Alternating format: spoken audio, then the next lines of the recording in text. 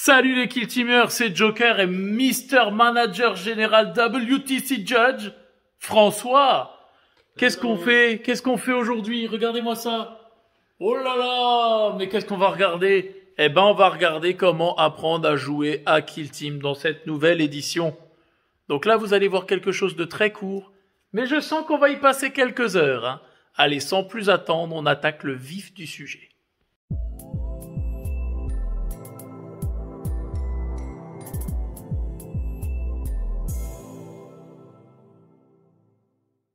Pour commencer, il vous faudra les équipements de base, à savoir le rig de règles, les tokens, les cartes de paix tactique, ainsi que des dés. Bien sûr, qui dit jeu de figurines dit « Ah bah oui, des figurines !» Et regardez-moi ce que François nous a concocté avec ses V-Spide et cette team d'Aquilion. Il est pas beau ce logo? Bien sûr, il vous faudra une map avec des décors. Dans cette vidéo, on jouera naturellement sur les décors de la nouvelle boîte de jeu. À partir de là, la mise en place est terminée. Il y aura tout le séquençage avec sélectionner les agents, placer les agents, les reconnaissances, jouer la bataille, etc. Mais cette vidéo, elle est principalement dédiée pour parler de toutes les actions et les situations justement qui seraient problématiques. On va les détailler dans les vidéos suivantes. Première action, le repositionnement. Je vais faire bouger le petit Aquilion ici de 6 pouces, hop, comme ça. Non, ce n'est pas comme ça qu'on travaille. Bah, comment on fait alors? Alors, il faut se déplacer par incrément. Donc, faire sortir son socle et ensuite aller tout droit. Donc, on va prendre 2 pouces pour sortir et ensuite terminer les 4 pouces du mouvement de 6 pour se placer ici. Parfait. J'active ma figurine pour effectuer un repositionnement. Là, tu as la portée de contrôle de la figurine adverse. Tu ne peux pas aller dans sa portée de contrôle pour le traverser. Pour ça, par contre, si tu as un autre agent ami qui est engagé avec lui, dans ce cas, tu peux traverser sa zone, sa portée de contrôle pour te retrouver sur l'objectif. Comme ça? Exact. Ça, tu peux le faire. Mais uniquement, encore une fois, s'il est déjà à portée de contrôle d'un autre agent. Dans la situation de base, c'était pas possible de le traverser. Hormis d'autres actions qu'on va décrire après. Et surtout, on n'oublie pas, tu ne peux pas faire un repositionnement si tu as déjà battu en retraite ou fait une action de charge. Mon cher François, qu'est-ce qu'on fait quand on sprint? Eh bien, on se déplace de 3 pouces, comme ceci. Ah, mais on n'oublie pas. Le sprint, c'est toujours la même chose. Pas à portée de contrôle et pas après une action chargée. Cher François, je veux que le petit Aquilion là, il aille taper dans la moule du V-Speed ici. Comment on fait pour charger? Eh bien, pour charger, il faut d'abord être en ordre engagé. Ok. Donc je l'active, et pour vérifier si j'ai bien la portée, je regarde la caractéristique de mouvement de ma figurine, donc les Aquilions c'est 6 pouces, et je rajoute 2 pouces pour faire la portée de charge. Donc il charge jusqu'à 8. Exactement. Donc on va vérifier. Parfait. Il peut charger. Et il doit finir à portée de contrôle de la figurine qui charge. Exactement. Deuxième situation de charge. Pareil, je veux que le Tempestus Aquilion ici, il charge le V-Speed là. Est-ce que je peux? Oui, tu peux. Parce que tu vas rentrer dans la zone d'engagement de cette figurine et y rester. Ok. Et deuxième situation, imaginons que celui-là, il est un peu plus loin. Alors, dans ce cas-là, s'il est là, par exemple, Ouais. on voit que si je rentre dans la zone d'engagement, je vais en sortir pour arriver dans la zone d'engagement de l'autre. Donc je ne peux pas, tout comme le move et le sprint. Ok, ça marche. Et on précise que pour faire une action chargée, on ne peut pas le faire si on a déjà fait une action repositionnement, sprinter ou battre en retraite. Dernière précision, tout comme l'action repositionnement, si une figurine amie est déjà en contact à portée de contrôle d'un ennemi, du coup, l'Aquilion ici peut aller charger le V-Speed parce que celui-ci est déjà engagé. Mais oui, c'est clair. Action de combattre. on peut l'effectuer en étant engagé comme en étant dissimulé. Pour faire l'action de combattre, c'est tout simple. Il va falloir choisir un agent ennemi. Donc par exemple, l'Aquilion va choisir à portée de contrôle le V-Speed juste ici. Et ils vont chacun sélectionner les armes avec lesquelles ils vont taper. Mon éphémère V-Speed va avoir des griffes qui vont avoir 3 attaques. Hop, 3 attaques à 4+. Donc le V-Speed va avoir 2 touches critiques, parce que les 6 sont toujours des critiques, et une touche normale.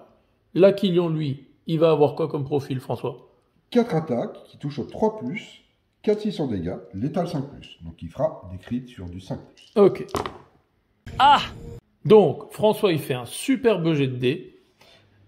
Donc, dans cette situation-là, le V-Speed et l'Aquilion, lui, il n'y a rien qui passe, donc il ne peut pas faire de dégâts. Et le V-Speed, lui aurait mis 2 critiques et une normale. Mais on va quand même regarder, en situation moins chatard, ce que ça peut donner. Cas un peu plus concis, l'attaquant, c'est l'Aquilion. Le défenseur, c'est moi avec mon V-Speed. Du côté de François, il a 2 critiques, une normale. J'ai une critique et une normale. La première chose, c'est que c'est l'attaquant qui va décider qu'est-ce qu'il fait en premier. Dans ce cas-là, par exemple, François me met une première attaque critique pour parer ma critique à moi. Ensuite, c'est à mon tour de décider. Soit je décide avec ma normale de parer sa normale pour l'annuler. Et dans ce cas, il reste à François une attaque critique qui peut m'infliger directement et me faire perdre des points de vie. L'autre situation, j'aurais pu décider de tout de suite lui faire perdre des points de vie. Et dans ce cas, lui, il pourrait m'infliger une normale et une critique en reprise. Autre cas à prendre en compte, par exemple, si lui il a une critique, je ne peux pas parer une critique avec une attaque normale. Je suis obligé d'avoir une critique pour pouvoir parer une critique. Mon éphémère, il touche de base sur du 4+. Mais si j'ai un allié à portée de contrôle dans ce corps à corps, ça me donne un avantage. Donc au lieu de toucher à 4+, je vais toucher à 3+. L'allié va me filer +1.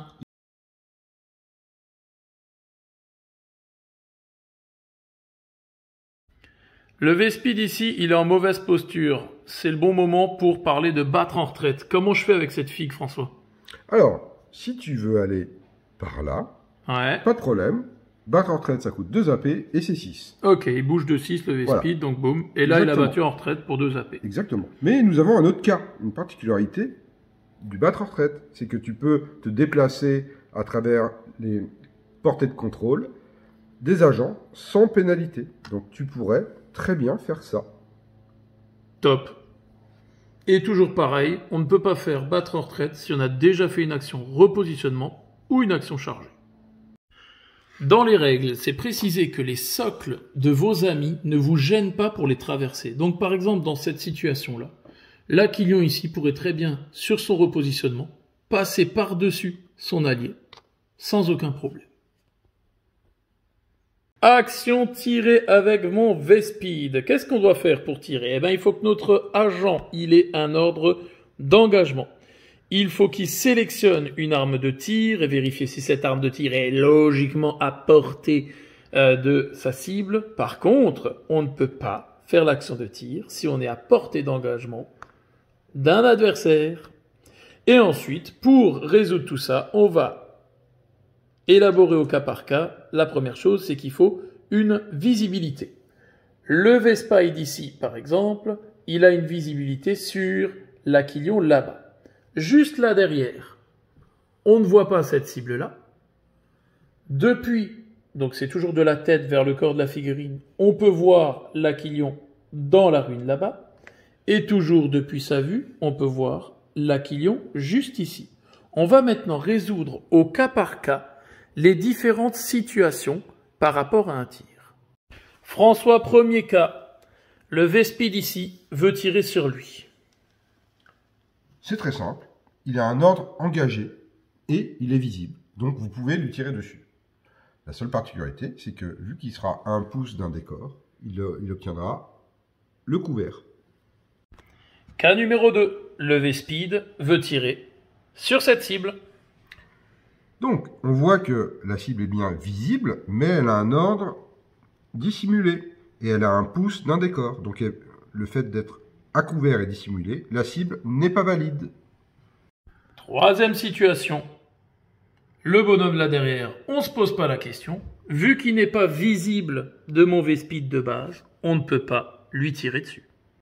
Et enfin, dernière situation sur ce bonhomme qui est, comme vous le voyez, dans une ruine, mais à plus d'1 pouce de ce décor lourd en engagé. Qu'est-ce qui se passe dans cette situation, François? Et donc la cible est masquée, et donc il faut appliquer la règle masquée. Il est tout de même une cible éligible. Donc on peut lui tirer dessus, mais on verra après qu'est-ce que ça fait, le fait d'être masqué. Il manque la fameuse situation où une figurine est à moins de 2 pouces d'une autre pour tirer. Dans ce cas, pas de couvert, pas de masqué, on tire pleine puissance. On rajoute un 5e cas qui est le b.a.-ba, bien sûr. Si vous avez une figurine qui est au milieu de la pampa, qui soit en dissimulé ou en engagé, et que rien ne le protège, ne le couvre ou quoi que ce soit, forcément, c'est une cible éligible et il prendra plein la mouille. Du coup, le V-Speed, ici, il va tirer sur l'Aquilion là, qui est derrière un couvert. Je vais avoir 4 attaques qui vont toucher sur du 4+. Je vais avoir une réussite critique, une réussite normale et du coup, 2 touches qui ne vont pas réussir.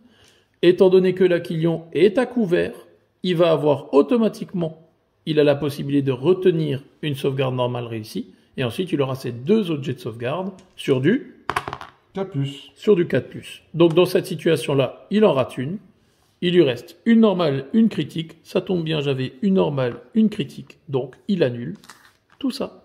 Et un autre cas, c'est si j'avais eu 2 normales, une critique et une normale, j'aurais pu choisir soit de parer une normale, ou avec 2 dés, de parer un critique. Dernière situation, le V-Speed ici, il tire sur l'Aquilion là-bas qui est masqué. Je jette donc mes dés. Je vais avoir tout qui touche, mais comme la cible elle est masquée, première chose, il faut que je défausse un dé parce que la cible est masquée. Et ensuite, tous les critiques sont considérés automatiquement comme des normales du fait qu'il est masqué. Et derrière, on va résoudre la situation habituelle, c'est-à-dire que comme il n'est pas à 1 pouce du couvert, il n'est pas à couvert, il est juste masqué, donc il va avoir ses 3 sauvegardes normales. Hop, il va avoir une critique, une normale et il a fait un 1, donc il va pouvoir m'annuler une normale là, et avec la critique une autre. Dans cette situation-là, du coup, il aurait pris un dégât normal. Concernant ce qui va suivre, dans la vidéo on parle d'action, mais ce n'est pas une action d'escalader, de se laisser tomber et de sauter. C'est un mouvement qu'on fait pendant un repositionnement ou un sprint, tout simplement. Pour l'action sauter, l'Aquilion ici veut sauter sur l'autre décor. Pour ça, il faut qu'il y ait une distance de maximum 4 pouces entre les deux. Et donc du coup, il peut faire l'action en question, sauter, pour se retrouver de l'autre côté. Concernant l'action escalader, on peut la faire en commençant à 1 pouce du décor s'il ne fait pas plus de 3 pouces de haut, mais dans notre exemple, on va commencer au pied ici. Dans ce cas-là, pour escalader, on mesure la hauteur verticale, dans ce cas-là on a 4 pouces, et ensuite on doit mesurer la distance pour pouvoir placer son socle. Donc dans cette situation-là, 2 pouces. Pour escalader, du coup, on a dû faire 4 et 2, 6 pouces, ce qui correspond à la caractéristique de mouvement de l'Aquilion. Pour se laisser tomber, à chaque action pour se laisser tomber, on peut déduire 2 pouces. On va faire une situation bateau ici, où l'agent là-haut, l'Aquilion, il va faire d'abord un sprinté de 3 pouces, donc il doit se décaler de 2 pouces, puis 3 pouces sur la hauteur pour descendre. Donc si on compte en tout, il a fait un mouvement de 5 pouces, moins les 2 pouces pour se laisser tomber. On est donc à 3 pouces, donc sur une action de sprinter, cette situation est valable. Ensuite, pour une deuxième action, il va faire une action de repositionnement. Pareil, on se décale de 2 pouces et 3 pouces pour descendre. On a bougé de 5, on déduit les 2 pouces parce que c'est une autre action. Donc il a réellement bougé que de 3 pouces. Dernière situation à prendre en compte, si notre agent était là-haut, il n'aurait tout simplement pas pu descendre jusqu'en bas, juste avec un repositionnement, puisqu'il aurait dû faire en tout 8 pouces. Donc, descendre, décaler de 2, descendre de 3 moins 2, il lui aurait resté 2 pouces, puis refaire une décalée descendre, ça n'aurait pas pu être possible. On le précise notamment par rapport aux anciennes versions, où souvent on se permettait de cumuler le move et le sprint pour pouvoir faire des actions de ce type. Précision sur des terrains escaladés comme ce type-là. On mesure la hauteur jusqu'à que le socle y passe, arrondi naturellement au supérieur, donc là il fait 1,5, donc ce serait 2 pouces. Puis la distance totale jusqu'à que le socle y passe, donc dans cette situation-là, ça fait 4 pouces. Donc ça veut dire que pour qu'il puisse escalader par-dessus cette distance-là, il devra faire 2 et 4, donc 6 pouces en tout. On ne va pas compter naturellement les 2 pouces pour descendre, puisque là, on est dans la situation où il se laisse tomber. On va aborder les promontoires, qui est une règle très importante. Le V-Speed ici va tirer sur l'agent là en bas. Comme il a un ordre engagement, l'agent situé en contrebas, et que je suis 2 pouces plus haut que lui, je vais pouvoir avoir une précision 1, c'est-à-dire que le V-Speed pourra retenir une touche normale réussie et jeter 2 dés normales pour faire son attaque de tir. Autre situation, si le V-Speed se retrouve 4 pouces plus haut que l'agent avec un ordre engagement là en bas, il pourra du coup avoir une précision de 2, donc retenir 2 touches normales toujours réussies et jeter sa troisième. Ensuite, on va faire au cas par cas les 3 autres situations. Cas numéro 2, on a cet aquilion-là qui a un ordre de dissimulation derrière son décor lourd. Il n'est donc pas une cible éligible. Cas numéro 3, François. Le V-Speed ici, il veut tirer sur l'aquilion-là qui a un ordre de dissimulation. Donc, le Vantage ne prend pas en compte le couvert sur du léger, donc la cible est éligible. Cependant, pour compenser le fait que la cible soit en ordre dissimulé, il pourra retenir une touche critique automatique ou 2 touches normales. En sauvegarde de couvert. En sauvegarde de couvert. Donc, ou une critique ou de normal. Pourquoi est-ce qu'on a un autre à côté avec un ordre engagement? Tout simplement, s'il est en ordre engagement, il ne peut pas bénéficier de cette règle-là, qui fait qu'il peut retenir automatiquement ou de normal ou une critique. Et donc, il pourra se garder une normale due au couvert léger. On va faire 2 petits apartés sur les portées de contrôle, par exemple sur un objectif. C'est bien précisé que si ça c'est l'objectif, donc bien le centre, le token avec le 1 dessus, le V-Speed ici a beau avoir le pied sur la zone de contrôle qui est dessinée en rouge-orange là sur la vidéo, il a beau être sur la zone, il n'est pas à portée de contrôle parce que l'objectif n'est pas visible de lui. L'aquilion juste ici n'est tout simplement pas à portée de l'objectif, il n'y a donc que lui qui soit à portée de contrôle de cet objectif-là pour le maîtriser. De l'autre côté, imaginons cette situation-là, les 2 agents ici sont à portée de contrôle l'un et l'autre, mais comme ils ne sont pas visibles l'un de l'autre, ils pourront agir librement, ils ne pourront pas faire d'action de combattre ou autre, c'est comme s'ils n'étaient pas à portée l'un de l'autre. Autre chose à préciser, le cas de contre-attaquer. Qu'est-ce que c'est que la contre-attaque? C'est tout simple, c'est si les agents adverses ont encore des agents activés et que les nôtres sont indisponibles, donc c'est-à-dire qu'ils ont tous déjà été activés, du coup on peut faire contre-attaquer. Ce n'est pas une action. Donc qu'est-ce que c'est que contre-attaquer, François? Donc, par exemple, il reste donc 3 agents. Donc, normalement, c'est l'activation du joueur Tempestus, qui n'a plus d'activation. Donc, il peut faire une action contre-attaquée une fois par agent. D'accord? Et par tour. Et par tour. Donc, ici, le prérequis, c'est d'avoir un ordre engagé. Donc, il n'a pas d'ordre engagé, il ne peut pas contre-attaquer. Ça marche. Donc, il n'y a que lui. Voilà. Donc, lui, il peut contre-attaquer. Vous pouvez faire toutes les actions disponibles, limitées à un déplacement de 2 pouces. Donc, par exemple, on pourrait dire, je fais un repositionnement ou un sprint pour aller contester l'objectif ici à 2 pouces. Ok. La deuxième chose, c'est je pourrais charger à 2 pouces. Ok. Ou je pourrais tirer sur cette cible ou cette cible. Ou dernière situation, on pourrait très bien avoir aussi le bonhomme qui était déjà au corps à corps contre lui, et du coup en contre-attaque, il aurait fait l'action combattre contre le V-Speed. Et voilà la Kill Team Family. Du coup, là, on vous a expliqué l'intégralité des actions, etc. Si vous avez des questions, vous n'hésitez pas. Vous le mettez en commentaire de la chaîne. On reviendra dessus avec d'autres vidéos si nécessaire. Et on se retrouve tout de suite pour la vidéo rapport de bataille didactique avec toujours Mr. François et Mr. Joker. À tout de suite.